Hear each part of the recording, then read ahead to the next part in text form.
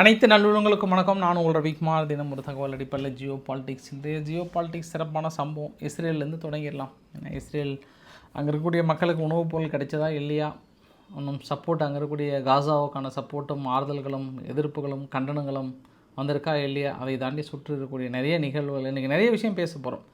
நிறைய பகீர் தகவல்களை பார்க்க போகிறோம். நிறைய அங்கே வீடியோ பதிவு உங்ககிட்ட காட்ட போகிறோம், தயாராக இருங்க. ஸோ வீடியோவில் பொறுத்த மாதிரி நீங்கள் நம்ம சேனலை சப்ஸ்கிரைப் பண்ணலாம், சப்ஸ்கிரைப் பண்ணிட்டு வாங்க. மறக்காம பெல் பட்டனை கிளிக் பண்ணி ஆல் ஆப்ஷன்ஸ் கொடுங்க. வீடியோ கொடுக்கலாம்.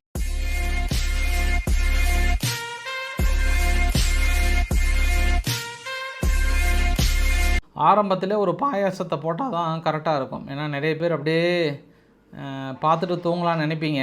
உங்களை தூங்க விடக்கூடாது. இந்த பாயாசத்தை போட்டால் தான் கரெக்டாக இருக்கும்னு நினைக்கிறேன் நான். ஏன்னா காலையில் பார்க்குறவங்களுக்கு அதே தான், நாளைக்கு காலைல பார்ப்பாங்களா அவங்களுக்கும். ஏன்னா இந்த பகீர் தகவலை பார்த்துடலாம். ஒரு விதமான மனநோய் பிடிச்சிருச்சு அப்படின்னா அந்த மனநோய்க்கான மருந்தே கிடைக்காதுங்க. பக்கத்தில் பாருங்கள், உங்களுக்கு என்ன தோணுது? பயங்கரமான ஒரு போர் பயிற்சிகள் போயிட்டுருக்கா? இது ஏதாவது ஐடியா இருக்கா? இது போலந்துடைய வீரர்கள் எல்லை பகுதியில் சேரும் சகதியுமாக இருந்தால் கூட அடுத்த கட்ட தயாராக இருக்கிறாங்க. ஏன்னா அவங்களுக்கு உளவு தகவல் ரிப்போர்ட்டு கொடுத்துட்டாங்க. நேட்டோ நாடுகள் மீது 2027 ஆல்மோஸ்ட் ரஷ்யா தாக்கல் நடத்த போகிறாங்க. அந்த தாக்குதலில் முதல்ல இலக்காகிறது போலந்து நாடு தான். அதனால் போலந்து தன்னை தற்காத்து கொள்வதற்காக பயங்கரமான போர் பயிற்சிகளை மேற்கொள்கிறாங்க. இனி முடித்து தள்ளிடலான்றாங்க. அதுவும் போலந்துடைய பிரதமர் டொனால்ட் டஸ்கெல்லாம் அங்கே வீரர்களை தூங்கவே விடலை. கொய்க்கெல்லாம் நானும் வருட்டமாக எல்லை காலத்துக்கு அந்த மாதிரி சொல்லியிருக்காங்க. இதுக்கப்புறம் இந்த மனநோய்க்கு மருந்தே கிடையாது. இனி தூங்கும் போதும் தாக்குதல் தான், விழித்து கொண்டாலும் தாக்குதான், மனைவியை பார்த்தாலும் தாக்குதல் தான், மனைவி கை ஓங்கினாலும் தாக்குதல் தான். சைடு கப்பல் நம்மளும் பிட்ட போட்ட வேண்டியது தான். அந்த அளவுக்கான தாக்குதல் மனநிலை இருக்கிறவங்கள ஒன்றும் பண்ண முடியாதுங்க. ஒன்றுமே பண்ண முடியாது. எப்படியோ மனநோய் பிடிச்சிட்டு ஏதோ ஒன்று ஆகட்டும், எல்லையில் இருக்கிறவங்களே ஏதோ ஒன்று பண்ணுங்கள். டெய்லி ஒரு தகவலை சொல்லி நாங்கள்லாம் பகீர்னு ஆகலை. எங்களுக்கு கடைசியில் அது குபீர் செய்திகளாக தான் இருக்குது, குபீர் சிறப்புகள் செய்தி தான் இருக்குது. இனியோ ஒரு பாயாசத்தை போட்டாச்சு. அடுத்து உங்களுக்கு வீடியோ பதிவுகளை அவங்கள சீனா கிட்ட கூட்டிகிட்டு போயிட்டு அதுக்கப்புறம் அங்கேருந்து நான் அதை பதிவு போகிறேன். சீனாவில் என்ன சீஜியாங் மாகாணம் சொல்லுவாங்க, இல்லை ஷாங்ஷி மாகாணம். இந்த ஷாங்ஷி ப்ராவினன்ஸில் 12 மணி நேரத்தில் ஒரு 251 மில்லிமீட்டர் மழை. இந்த மழை 1994 பொழிந்த மழை இப்போ தான் மறுபடியும் பொழியுதான். சீனாவையும் சரி, சீனாவில் இருக்கக்கூடிய வடக்கு மங்கோலியான்னு சொல்லுவாங்க அந்த பகுதியும் சரி, பாகிஸ்தானும் சரி, இந்த பகுதியில் வெளு என்று வெளுத்து கொண்டிருக்கிறது. நம்ம இந்தியாவுடைய மேற்கு மாவட்டங்களில் கேரளாவில் இருந்து கூட பெரிய அளவுக்கான மழைப்பொழிவு பார்க்க முடியுது. குறிப்பாக இப்போ தான் நம்ம பாகிஸ்தானில் பார்த்தோம், ஒரு 266 பேர்த்துக்கு மேலே இறந்து போனாங்க, அதாவது இந்த மழை பாதிப்புனால். அடுத்து சீனாவை போட்டு வாட்டி வதைத்து கொண்டிருக்கிறது. சரி, அது அப்படியே வீடியோ பதிவு பாருங்கள். அது ரொம்ப நேரம் பெரிய வீடியோ பதிவு, அதனால தான் ஆரம்பத்திலே சொல்லிட்டேன். சைடில் ஏதோ ஒரு வீடியோ ஓடிட்டு இருந்ததுன்னா உங்களுக்கும் கொஞ்சம் விஷுவலாக இருக்குன்றதுக்காக. இப்போ தான் நம்ம சம்பவம் இடத்துக்கு போகிறோம். முதல் சம்பவம் என்னென்னா, இன்டர்நேஷ்னல் கிரிமினல் கோர்ட்டு தனது கடும் கண்டனத்தை தெரிவித்துட்டாங்க. யாருக்கு தெரியுமா? ஹங்கேரி என்ன நினச்சிட்ருக்கீங்க? நாங்கள் கைது வாரண்ட் பிறப்பிச்சோமா இல்லையா? அதையும் மீறி நீங்கள் எப்படி நெதன்யாகு அவர்களை சிவப்பு கம்பளம் மீது வரவேற்றிருக்கீங்க, கை கொடுத்துருக்கீங்க, சிரிச்சிருக்கீங்க, ரொம்ப க்ளோஸில் போயிட்டு சிரிச்சிருக்கீங்க. நீங்கள் இன்டர்நேஷ்னல் கிரிமினல் கோர்ட்டில் இருக்கீங்களா இல்லையா? ஏன் நீங்கள் கைது பண்ணல? விளக்கங்களை கொடுங்க. எல்லாம் உங்களை மீது தார்மீக உரிமைகள் எழுப்ப பண்ணுறோம்லாம் பயங்கரமாக கேள்வி கேட்டிருக்காங்க. ஆனால் இதே இன்டர்நேஷ்னல் கிரிமினல் கோர்ட்டு ரஷ்ய அதிபர் புடின் அவர்களுக்கு இன்ன வரைக்கும் ஒரு கேள்வி கூட கேட்கலன்றது ஒரு கூடுதல் தகவல். யாராக இருந்தாலும் ஐயா, அது நியாயம்தாங்க ஐயா, அதையும் நான் குறிப்பிட்டு சொல்லிடுறேன். குறிப்பாக கரீம்கான் அவர்கள் ரொம்ப ஸ்ட்ராங் ஆகிறாரு. நெதன்யாகு அவர்களை கைது பண்ணியே ஆகணும் என்று ரொம்ப ஸ்ட்ராங் ஆகிறார். முடிஞ்சால் கரீம்கான் அவர்கள் இஸ்ரேல் போனால் ரொம்ப ஈஸியாக கைது பண்ணிட்டு வந்தாலும் அதை கொஞ்சம் ட்ரை பண்ணாருன்னா பரவாயில்ல. ரொம்ப கொஞ்சம் ஈஸியாக போய்ட்டு டக்குன்னு சும்மா மண்டியை போயிட்டு அப்படியே ரஜினி ஸ்டைலில் உள்ளே போய் சும்மா இஸ்ரேல் இறங்கினாருன்னா சரியாக இருக்கும்னு நினைக்கிறேன் நான். அதை விட மற்றொரு செய்தி என்ன அப்படின்னா, இந்த ஃப்ரான்ஸ் அதிபர் மேக்ரன் அவர்கள் எடுத்த முடிவுக்கு ஹமாஸ் பயங்கரமான வெல்கம் கொடுத்துருக்காங்க. வெல்கம் தலைவா, நீங்கள் தான் கிரேட்ன்ற மாதிரி அதுவும் குறிப்பாக ஃப்ரான்ஸ் அதிபர் மேக்ரன் அவர்கள் இப்படி ஒரு முடிவு எடுத்ததுக்கு நான் வரவேற்கிறேன்ற மாதிரி சொல்லியிருக்காங்க. அங்கே யூகேயில் கூட ஒரு 220 எம்பிஸ் ஒட்டுமொத்தமாக ஒரு கடிதம் ஒன்று எழுதியிருக்காங்க. அந்த கடிதத்தில் நீங்களும் பாலஸ்தீனத்தை ரெகனைஸ் பண்ணுங்கள், சீக்கிரமாக அனௌன்ஸ் பண்ணுங்கன்ற மாதிரி சொல்லியிருக்காங்க. அது இல்லாமல் இதுக்கு முன்னாடி டம்மியாக, அதாவது வெளியே போயிட்டு நாங்கள் முன்னாள் எம்பிஸ், நாங்கள் முன்னாள் ஆளுங்கள்லாம் சொல்லுவாங்கள்ல, அவங்களாம் சேர்ந்து ஒரு 50 பேர் பக்கம் அவங்களும் கிறிஸ் ஆர்மர் அவர்கள் கடிதம் எழுதியிருக்காங்க. ஐயா சீக்கிரமாக ஏதோ ஒரு பாலஸ்தீனை ரெகனைஸ் பண்ணுங்கள், சும்மாலாம் எதுவும் இருக்காதுங்கிற மாதிரி சொல்லியிருக்காங்க. இத்தாலியினுடைய பிரதமர் ஜார்ஜியா மெலோனி அவர்களும் தனது கடுமையான முடிவுகளை எடுக்க வேண்டும். இனியும் நாங்கள் ஒரு வகையான இனப்படுகொலைகளை எங்களால் பார்த்து கொண்டு சும்மா இருக்க முடியாது. நெருக்கடிகளை கொடுக்க வேண்டும் என்ற மாதிரிலாம் வந்து சொல்லியிருக்காங்க. அங்கே இருக்கக்கூடிய தகவல்கள். அதை தாண்டி இது எல்லாத்தையும் சுற்றி வலித்து பார்க்கும்போது இப்போ ஒரே ஒரு நாடு அமெரிக்கா மட்டும்தான் ரொம்ப ஸ்ட்ராங்காக சப்போர்ட் பண்ணுறாங்க இஸ்ரேலுக்கு. என்ன காரணம்னா, பேச்சுவார்த்தைக்கு ஹமாஸ் வெளியேறினதுனால ஃபினிஷ் த ஜாப். இன்னைக்கு கூட சொல்லியிருக்கிறார் ட்ரம்ப் அவர்களும், ஜஸ்ட் ஃபினிஷ் த ஜாப், என்கிட்ட வேலையை முடிச்சுட்டு வந்து பேசுங்கன்ட்டாராம். அதனால் நீங்கள் ஃபுல்லாக க்ரீன் லைட் கொடுத்துட்டாங்க, நீ எங்கேனாலும் எப்படினாலும் தாக்கல் நடத்துங்க, அதை பற்றி ஒன்றும் பிரச்சனையே இல்லை, ஏன்னா அவங்க தயாராக இருக்காங்கன்னும் போது நீங்களும் தயாராக தாக்கல் நடத்திக்கோங்கன்ட்டாங்க. பிணைய கைதிகளை விடுவிக்காத வரை நீங்கள் முடித்து விடுங்கள் அப்படின்ற மாதிரி சொல்லிட்டாங்க. இது அங்கே இருக்கக்கூடிய தகவல்கள். அதை தாண்டி அங்கே இருக்கக்கூடிய மக்களுக்கு உணவுப் பொருள் கிடைச்சதா அப்படின்னா இன்னும் கிடைக்கல, இன்னுமே கிடைக்கல. அதாவது ஒரு எய்டு ட்ரக்கு மூலிமா கொடுத்துட்ருக்காங்க அவருடைய மக்களுக்கு. ஆனால் ஒரு சில புகைப்படங்கள் தொடர்ந்து பிபிசி போன்ற ஊடகங்கள்லாம் வந்து ஒரு குழந்தை கையில் இருக்க மாதிரி, அந்த குழந்தை வந்து எலும்புந்தோலுமாக இருக்கிற மாதிரி, அது வந்து நிறைய ரெஸ்ட்ரிக்டட் காரணமாக. ரெஸ்ட்ரிக்டட்னா நான் வந்து ஒரு சில பதிவுலாம் போட்டால் 18+ அந்த மாதிரிலாம் வரும். அதனால் அவாய்ட் பண்ணுவதற்காக அவங்க யூடியூப்லாம் எதுவும் ரெஸ்ட்ரிக்ட் பண்ணல, எல்லாத்தையும் வெளியிட சொல்லிட்டாங்க. அவங்களும் மீது நம்ம ஏன் சொல்லணும். பட்டு நான் வந்து 18+ ஒரு நாள் வெளியிடல. பட் நிறையா ஊடகங்கள்லாம் வந்து வெளியிட்டிருந்தாங்க குழந்தைங்களாம் அப்படியே எலும்புந்தோலுமாக இருக்கக்கூடிய பதிவுகள். பட் அது மற்றொரு பதிவுமே இருக்குது. நிறைய குழந்தைகள் உணவு வேண்டுன்றதுக்காக இந்த கூட்டு பிரார்த்தனை இந்த மாதிரியான விஷயங்களும் பதிவுகளும் வந்து இருக்கிறது. எல்லா குழந்தைகளும் எலும்புந்தோலுமாக இருக்காங்கன்னா, ஒரு சில குழந்தைகள் உணவு கிடைக்காமல் எலும்புந்தோலுமாக இருக்காங்க, ஒரு சில குழந்தைகள் உணவுக்காக ஏங்கி கொண்டிருக்கிறார்கள். அங்கே இருக்கக்கூடிய பதிவுகள் அது. இன்னொரு பதிவு என்ன அப்படின்னா, 1000க்கும் மேற்பட்ட ட்ரக் வந்து இன்னும் தொடர்ந்து வெளியில் வெயிட் பண்ணிட்டே தான் இருக்குது. இஸ்ரேல் என்ன குற்றச்சாட்டு சொல்கிறாங்கன்னா, ஐநா மீது குற்றச்சாட்டு சொல்கிறாங்க. ஏன் ஐநா மீது குற்றச்சாட்டு சொல்கிறாங்கன்னா, ஐநா மீது எங்களுக்கு நம்பிக்கை இல்லை. ஏன்னா நீங்கள் கொண்டு போனால் நேராக ஹமாஸ்கிட்ட கொடுத்துடுவீங்க, நாங்கள் வந்து ஹமாஸ்கிட்ட சென்றடையாமல் நாங்கள் பார்த்துட்ருக்கோம். ஆனால் அதையும் மீறி நாங்கள் என் கையால் தான் கொடுப்போம், நாங்கள் கொடுத்தது வந்து கவுண்டிங் எடுப்போம், நீங்கள் இருந்தீங்க அப்படின்னா நீங்கள் எத்தனை வருஷம்னாலும் நாங்கள் உள்ளே அலோவ் பண்ண மாட்டோம். ராஃபா எல்லை பகுதியில் கேட்டு போட்டாச்சு, எங்கள் கண்ட்ரோலுக்கு வந்துருச்சு, அதையும் மீறி நீங்கள் எங்ககிட்ட கொடுங்க, நாங்கள் கொடுக்குறோம். அங்கே உள்ள மக்களுக்கு உணவு கிடைக்கலையே, அதுக்கு நீங்கள் தான் காரணம், நாங்களாம் காரணம் இல்லை அப்படின்ட்டாங்க. இப்போ 1000க்கும் மேற்பட்ட ட்ரக்கு தொடர்ந்து வெளியே நின்றுட்டுருக்கு. உணவுப் பொருட்கள் வெளியே இருக்கிறதுனால நிறைய உணவுப் பொருள் வந்து எக்ஸ்பைரி ஆகிடுச்சு. எக்ஸ்பைரி ஆகி குழி தோன்றி புதைக்க வேண்டிய ஒரு சூழ்நிலையும் இருக்குது. அது கூடுதல் தகவல். மற்றொரு தகவல் என்னென்னா, இன்றைக்கி ஒரே ஒரு ட்ரக்கு தான் உள்ளே விட்டாங்க. அந்த உள்ளே விட்ட ட்ரக்கும் பாருங்கள். அப்படின்னா அந்த மக்களோட சூழ்நிலையை நம்மளால் புரிந்து கொள்ள முடிகிறது. உணவு நெருக்கடிகள் எல்லாமே பெரிய அளவுக்கு இருக்குது.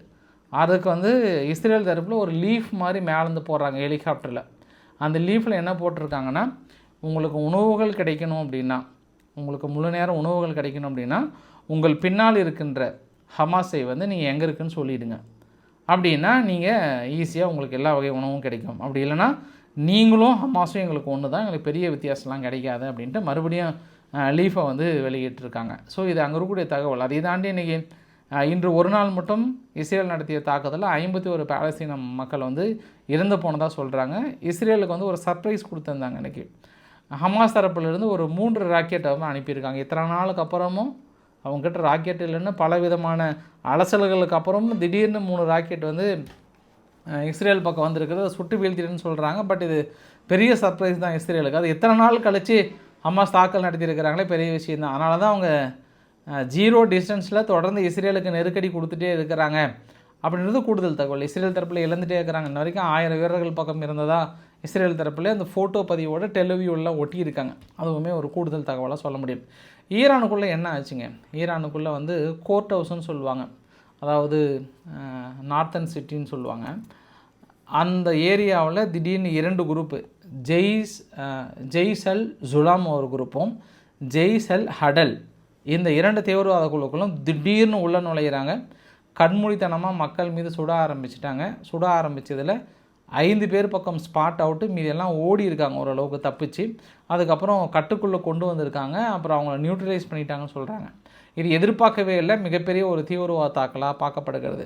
ஏற்கனவே அங்கங்கே திடீர்னு கேஸ் லீக் ஆகிட்டு இருக்கிற எந்த சமயத்தில் ஈரானுக்குள்ளே அது மற்றொரு பதற்றமாக பார்க்கலாம். அதே மாதிரி அசர்பைஜானுடைய எல்லை பகுதியிலும் அங்கே ஐஆர்ஜிசியினுடைய இராணுவ வீரர் ஒருத்தர் வந்து சுட்டு கொண்டிருக்காங்க. அதாவது வெஸ்ட் அசர்பைஜான் ப்ராமினன்ஸ்னு சொல்லுவாங்க. அந்த பகுதியில் சந்தேகத்துக்கு இடமான ஒரு அட்டாக் நடந்திருக்கு. அது யார் என்னன்னு தெரியல. ஸோ இந்த மாதிரியான குழுக்களிடம் இனிமேல் ஈரான் சற்று உஷாராக இருப்பது சால சிறந்தது. இருந்தாலும் ரேசா பலாவி அவர்கள், ஈரானுடைய முன்னாள் மன்னர் அவர்கள் வந்து இப்போ முனிச் போயிருக்கிறார் ஜெர்மனியில். அங்கே போயிட்டு பெரிய அளவுக்கு ஸ்பீச்செல்லாம் கொடுத்துருக்குறார். அந்த ஸ்பீச்சில் ஆயிரக்கணக்கான அங்கே வீரர்கள் அதாவது ஈரானில் இருக்கக்கூடிய வீரர்கள்லாம் ஐயா நீங்கள் எப்போயா வருவீங்கன்னு எங்கள்கிட்ட ரகசியமாக தொடர்பு கொண்டுட்ருக்காங்க, நாங்களும் காத்துட்ருக்கோம், கூடிய விரைவில் நாங்கள் உள்ள நுழைய போகிற மாதிரி சொல்லியிருக்காங்க. பட் இதில் எந்த அளவுக்கு எனக்கு உண்மைன்னு தெரியல. எல்லாம் கேப்பு கிடைக்கும்போது அடித்து விட வேண்டியது தான். அது ஒன்று. குறிப்பாக செங்கடலில் இந்த அவுதிக்கல் வழியாக வருதில்ல, செங்கடல் தான், நம்ம ரெட்சி தான், அந்த கடல் வழியாக வருகின்ற நிறைய சரக்கு கப்பல்களை ஹோல்டு பண்ணிட்டாங்க. ஒரு 19 மில்லியனுக்கு மேலே லாஸ்ன்றாங்க. 90% ஃபுல்லாக குறைச்சிட்டாங்க. எமினி அவதிகளுக்கு வேண்டியப்பட்டவர்கள் மீதி ரஷ்யாவுடைய கப்பல்கள், ஒரு சில கப்பல்கள் மட்டும் தான் அந்த வழியில் வரப்போகுது. மீதி எல்லாமே தடுத்துட்டாங்கன்னா போனாவே தாக்கல் நடத்துகிறாங்க, ஒன்றும் பண்ண முடியாது.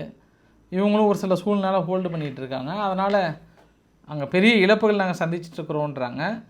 ஒரு விஷயம் என்னால் கிளியராக பார்க்க முடியுது. ஆனால் எகிப்துக்கு வந்து என்ன பண்ணுறாங்க, திடீர்னு இன்றைக்கி மிகப்பெரிய ஒரு ஒப்புதல் 4.7 பில்லியன் அளவுக்கான ஒரு ஆயுதங்களை கொடுக்குறாங்க. குறிப்பாக ஹேர் டிஃபென்ஸ் சிஸ்டத்தை கொடுக்குறாங்க. நேசம்ஸ் வந்து அது எகிப்துக்கு கொடுக்குறாங்கன்றது பெரிய விஷயந்தான். சீக்கிரமாக அமெரிக்காவும் நார்வேவும் இணைந்து இது கொடுக்குறாங்க. அதில் 30 நாளைக்குள்ளார சீக்கிரமாக கொடுக்கணுன்ற மாதிரி சொல்லியிருக்காங்க. நான் புரிஞ்சுக்கிட்டேன் இது ஏன் எகிப்து கொடுக்குறாங்கன்றதை புரிஞ்சுக்கிட்டேன். அதாவது எகிப்து கொடுத்தாங்கன்னா சீக்கிரமாக, சப்போஸ் இஸ்ரேல் வந்து இண்டிவிஜுவலாக தாக்கல் நடத்த முடியலன்னும் போது ஒன்று ஜோர்டன், இன்னொன்று எகிப்து வழியாக வர்றது, அல்லாமல் அவதிகள் தாக்கல் நடத்துறது, இங்கேயே இடைமறுத்து தாக்கல் நடத்துறதுக்கான அடுத்த ஒரு திட்டம். ஏன்னா அவங்க வான்பரப்பை பயன்படுத்தாமல் சுடுங்கன்னு சொல்லும்போது அதற்காக தான் அப்படின்றத நான் புரிஞ்சுக்கிட்டேன். ஏன்னா அவ்வளோ சீக்கிரம் இவங்க எகிப்துக்காக இண்டிவிஜுவலாக கொடுப்பாங்களான்னா கிடையாது, இந்த ஒரு காரணிக்காக கொடுத்துருப்பாங்கன்னு நான் பார்க்குறேன் நான். அதே போல் சிரியாவுக்குள்ளாரே அஸ்வைடா பகுதி இருக்குல்ல, அங்கே இன்னுமே அந்த பெடோனியன்ற ட்ரைப் மக்கள் வெளியேற்றிட்டு இருக்காங்க. ஆனால் உள்ளே இருக்கக்கூடிய ட்ரூஸ் மக்கள் பக்கத்தில் நுழைஞ்சிட்டாங்களா, இராணுவம் நுழையலை, அவங்க யாரையும் நுழைய விடல, பத்திரிக்கையாளரும் நுழைய விடல. இன்னும் அந்த இடத்துல ஒரு சில இடத்துல கன் ஷூட் போயிட்டே தாங்க இருக்குது. இராணுவமும் எவ்வளோ பேச்சுவார்த்தை நடத்தி உள்ளே நுழையணும்னு ட்ரை பண்ணுறாங்க, பட் அந்த இடத்துல முடியல. ஆனால் அலிப்பூன்ற பகுதியில் இஸ்ரேலினுடைய இராணுவமும் அப்புறம் அமெரிக்கானுடைய கூட்டுப்படைகளும் திடீர்னு ஏர் ரைடு மூலிமா, அதாவது ஹெலிகாப்டர் மூலியமாகவும் கீழே மூலியமாகவும் மிகப்பெரிய ஒரு ரைடு விட்டு இந்த ஜாயிண்ட் ஸ்பெஷல் ஆப்ரேஷனில் அல்-கொய்தாவுக்கு சம்மந்தப்பட்ட நபர்களும் ஐஎஸ்ஐஎஸ் தொடர்புடைய நபர்களும் வந்து எலிமினேட் பண்ணியிருக்கோம், நிறைய எலிமினேட் பண்ணுறோன்ற மாதிரி சொல்லியிருக்காங்க. இது அங்கே இருக்கக்கூடிய தகவல்களுங்க. அப்படியே அங்கேருந்து தாய்லாந்து விவகாரத்தை வரணும் அப்படின்னா, தாய்லாந்து விவகாரத்தை பொறுத்த வரைக்கும் பகல் ஃபுல்லாக 3 மணிக்கு அப்புறம் கூட தாக்கல் ரொம்ப விவகாரம் ஆயிடுச்சு. F-16 போர் விமானத்தின் மூலியமாக JS 39 ஜீப் கிரிப்பன் அப்படின்ற போர் விமானத்தின் மூலியமாகவும் கம்போடியா மீது பெரிய அளவுக்கான தாக்கல் நிகழ்த்துறாங்க. 2006லேருந்து 2011 வரைக்கும் உக்ரைன் வந்து BTR-3 சொல்லிட்டு ஆர்ம்டு பர்சனல் கேரியர் கொடுத்துருந்தாங்க. அதனால் இன்றைக்கி உக்ரைன் பத்திரிகை என்னென்னா, நம்மளுடைய ஆயுதங்கள் அங்கே தாய்லாந்தை காத்து கொண்டிருக்கிறது நம்மளாம் ரொம்ப பெருமையாக போட்டிருந்தாங்க. தாய்லாந்து மக்கள் தொடர்ந்து கொஞ்சம் பதற்றமான ஒரு சூழ்நிலையும் தொடர்ந்து வெளியேறிட்டே இருக்கிறாங்க, சேஃபான கேம்புக்கு வந்து அனுப்பிட்டே இருக்கிறாங்க. கம்போடியாவில் பார்த்தோம் அப்படின்னா பிளட்டு டொனேட் பண்ணுறாங்கல்ல, அது எல்லாமே பெரிய ஒரு க்ரௌட் அந்த இடத்துல வந்து பார்க்க முடியுது. ஏன்னா சப்போஸ் போர் சூழலில் திடீர்னு தேவைப்பட்டால் என்ன பண்ணுறதுன்ற மாதிரி திடீர்னு ஒரு சம்பவம் என்னென்னா, கம்போடியா நடத்திய தாக்குதலில் லாவோஸ் பக்கத்தில் ஒரு விழுந்திருக்கு. ஒரு 4-5 மக்கள் கொஞ்சம் காயமடைந்ததாக சொல்கிறாங்க. இந்த தாக்குதலுக்கு தான் லாவோஸ் வந்து என்னலே அவங்கள அடினா என்னையும் அடிக்கிறீங்களா, நான் அவங்களுக்கு சேர்ந்து வந்து தாக்கல் நடத்த போன்ற மாதிரி சொல்லியிருக்காங்க. வியட்நாம் இதுதான் சாக்குன்னு சொல்லிட்டு கம்போடியா மீது தாக்கல் நடத்துவதற்கான வாய்ப்புகள் இருக்குது. ஏன்னா கம்போடியா வந்து வியட்நாமுக்கு பிடிக்காது. அதனால் சுற்றியும் இது போராக மாறுவதற்கு வாய்ப்புகள் இருக்குது. பாவம் சீனாவும் எவ்வளோ கெஞ்சி பார்க்குறாங்க, அப்படியே கோட்டசாமிகளை கொஞ்ச நேரம் சும்மா இருங்கடா அப்படின்னு சொன்னால் கூட யாரும் கேட்குற பாடு இல்லை. அந்த பகுதியில் தொடர்ந்து யுத்தம் நடைபெற்று கொண்டே இருக்கிறது. தாய்லாந்துக்கு முழுமையாக அமெரிக்கா பின்புலமாக இருக்கிறது என்றது கூடுதல் தகவல். ஐரோப்பாவும் பின்புலமாக இருக்கிறது, அதுவுமே கூடுதல் தகவல். ஐரோப்பாவுடைய முக்கியமான டெலிகேஷன் உரசெல்லாம் வாண்டர்லேயானும் அப்புறம் யூரோப்பியன் கமிஷனெல்லாம் போயிருக்காங்க. போயிட்டு ஒரு பஸ்ஸில் வந்து வரவேற்றிருக்காங்க. பட் சிவப்பு கம்பளம் தான், பட் இவங்களை இப்படி இறங்கி வராங்கல்ல, உரசெல்லாம் வாண்டர்லேயான் வந்து ஒரு ஐரோப்பாவுடைய தலைவர், பெருசாக அவங்கள வரவேற்க வரல, கை கொடுக்க வரலன்ற மாதிரிலாம் ரொம்ப விமர்சனமாக இது உங்களுக்கு தேவையான்ற மாதிரிலாம் போட்டிருந்தாங்க. எப்படிங்க ஐயா, கண்ட மேனிக்கு திட்டுறது, பொல்லாதடை போடுறன்றது, அதுன்றது இதுன்றது, திடீர்னு ஓடி வந்து கை கொடுப்பாங்களா அப்படின்றது ஒன்றும் இல்லை. இன்னொரு விஷயம் பார்த்தோன்னா, எகிப்து முதல் நாடாக ஆல்மோஸ்ட் ஒரு 48 5th ஃபைட்டர் ஜெட்டு இந்தோனேஷியாவுக்கு கொடுக்குறாங்க. 10 பில்லியன் டீலு, மிகப்பெரிய ஒரு டீல், ஹிஸ்டாரிக் அக்ரிமெண்ட்டு. ஒரு போர் விமானத்தை இவங்க அமெரிக்கா கிட்ட எதிர்பார்க்குறாங்க. பட் இவங்களுடைய போர் விமானம் 5th ஃபைட்டர் ஜெட் வந்து KAN ஃபைட்டர் ஜெட் வந்து இந்தோனேஷியாவுக்கு கொடுக்குறாங்க. மிகப்பெரிய டீலுங்க. மற்ற எல்லா நாடுகளும் வந்து தடுமாறிட்டு இருக்காங்க. ஆனால் எகிப்து வந்து தொடர்ந்து எகிப்துன்னே வருது பாரு, துருக்கி 1000 விமர்சனங்களையும் தாண்டி ஆப்பிரிக்கா நாட்டில் இன்றைக்கி துருக்கியோட ட்ரோன் இல்லாத நாடுகளே இல்லைன்னு சொல்ல முடியும். அந்தளவுக்கு தனது ட்ரோனை வந்து பெரிய அளவுக்கு ஏற்றுமதி செஞ்சிட்ருக்காங்க. வளைச்சி அப்புறம் அங்கே பாகிஸ்தானுக்கு பெரிய அளவுக்கு ஆயுதங்கள் கொடுத்துட்ருக்காங்க, பங்களாதேஷுக்கு ஆயுதங்கள் கொடுத்துட்ருக்காங்க, அப்புறம் ஸ்ரீலங்கா கூடயும் பேச்சுவார்த்தை நடத்தினதாக சொல்கிறாங்க. அப்புறம் மேலே இருக்கக்கூடிய ஒரு சில நாடுகள் கசகஸ்தான், உஸ்பெகிஸ்தான், இந்த நாடுகளுக்கும் பெரிய அளவு கொடுக்குறாங்க. ஸோ டாமினேட் பண்ணிகிட்டு இருக்காங்க. அதாவது அரபு நாடுகளில் ஈரானுக்கு அப்புறம் துருக்கி வந்து பெரிய அளவுக்கான ஆயுத ஏற்றுமதி பண்ணுறாங்கன்றது குறிப்பிட தகுந்த விஷயம் கூட. இந்தியாவோட கம்பேர் பண்ணும்போது அவங்க அதிகமான அளவுக்கு ஏற்றுமதி பண்ணியிருக்காங்கன்றது ஒரு கூடுதல் தகவல். இதில் இன்னொரு விஷயம் என்னென்னா, இப்போ எந்த ஒரு கல்யாணம் நடந்தாலுமே ஒருத்தர் சாப்பிட போயிடுவாங்க. அவர் அழைக்கலாம், அவர் இல்லாமல் கல்யாணமே நடக்கூடாதுன்னுவாங்க. அந்த மாதிரி நீங்கள் பாகிஸ்தானில் கூட ஒரு ஏசியன் டிஃபென்ஸ் ஸ்டாஃபெல்லாம் சந்திக்கிற மாதிரி, ரீஜனல் ஸ்டாஃபெல்லாம் சந்திக்கிற மாதிரி இருந்தது. ஒரு கான்ஃபரன்ஸ் மாதிரி பாகிஸ்தான் அனௌன்ஸ் பண்ணியிருந்தாங்க. அதில் கசகஸ்தான், தஜிகிஸ்தான், கிர்கிஸ்தான், உஸ்பெகிஸ்தான் சந்திக்கிறாங்க. பட் அதில் அமெரிக்காவுக்கு என்ன வேலை? அமெரிக்கா உள்ளே போய்ட்டு ஐயா நானும் இருந்தே தீர்வன் ஐயான்னு சொல்லிட்டு அந்த இடத்துல வந்து இருக்கிறாங்கன்றது ஒரு கூடுதல் தகவல். ஃபைனலாக இந்த வீடியோவோட நிறைவு பகுதியில் தென்கொரியா தனது திட்டத்தில் சக்ஸஸ் அடைஞ்சிருக்கிறாங்க.